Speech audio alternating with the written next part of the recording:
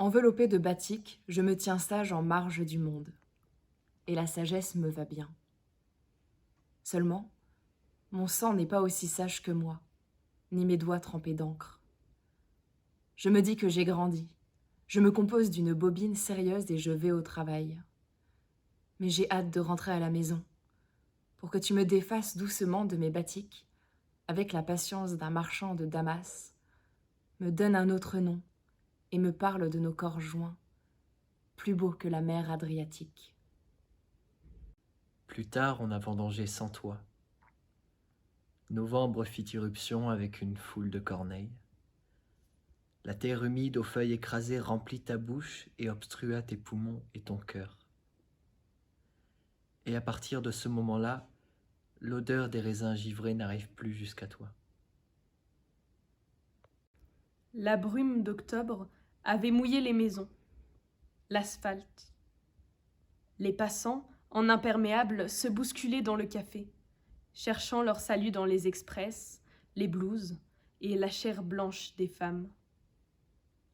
Les tabatières brillantes, prises dans les jartelles noires, s'ouvraient de temps à autre et la fumée léchait tranquillement les cuisses des femmes, se répandant sur leurs visages somnolents. Nous deux, mêlés à la foule, liés par les lueurs de nos pullovers en mohair, les gestes lents avec lesquels nous détachons le plâtre des murs, les corps naissant de la lumière laiteuse. L'odeur, légèrement fermentée, flottait autour des boutons en cuivre jaune du serveur. Nous savourions les fatigues du jour, l'un à côté de l'autre. Nos cuisses se touchaient, glissant dans le lointain telles des nacelles rabotées. Près de toi, je ne suis que câlinerie et orgueil. Personne ne peut se comparer à moi, car seulement pour moi est ton regard vert, pareil aux interminables plantations de thé du Kenya. Et tes mains sont exactement faites pour mes rondeurs. Ou peut-être mes rondeurs se sont-elles développées sous tes paumes?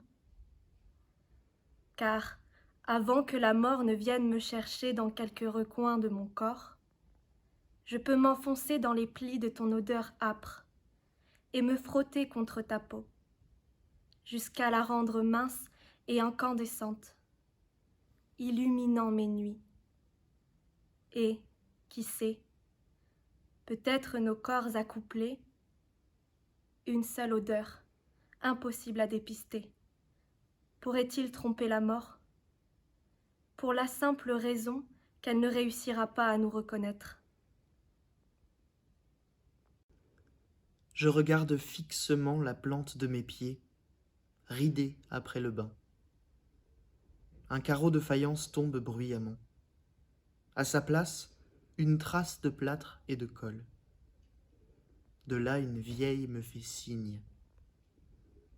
En vain, tu minaudes. En vain, tu fais des chichis avec ta mini-jupe et tes bijoux en toque. Et, soit dit en passant, tu ne sais même pas porter des talons aiguilles. Tu devrais y renoncer. Viens, prends ton tabouret et assieds-toi près de moi. Nous serons comme deux bûches couvertes de mousse. C'est l'hiver. Le soir sent les plumes humides. Les glaçons tombent bruyamment. Ici et là, un passant roule sur l'asphalte.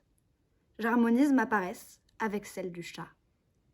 Je lis quelques lignes, puis je regarde la lumière s'affaiblir sur ton visage, tes yeux changer de couleur. La beauté appartient à ceux qui paraissent. Notre vie entre averses et chutes de neige, entre guerres et défilés. Quand je passe ma main sur ta cuisse, le monde se défait en morceaux. Quelque part à la périphérie, où les désirs montent en même temps que le noir de fumée, où la chaleur n'arrive plus, nous végétons l'un sur l'autre dans un lit, le bout de tes seins sur le bout de mes seins.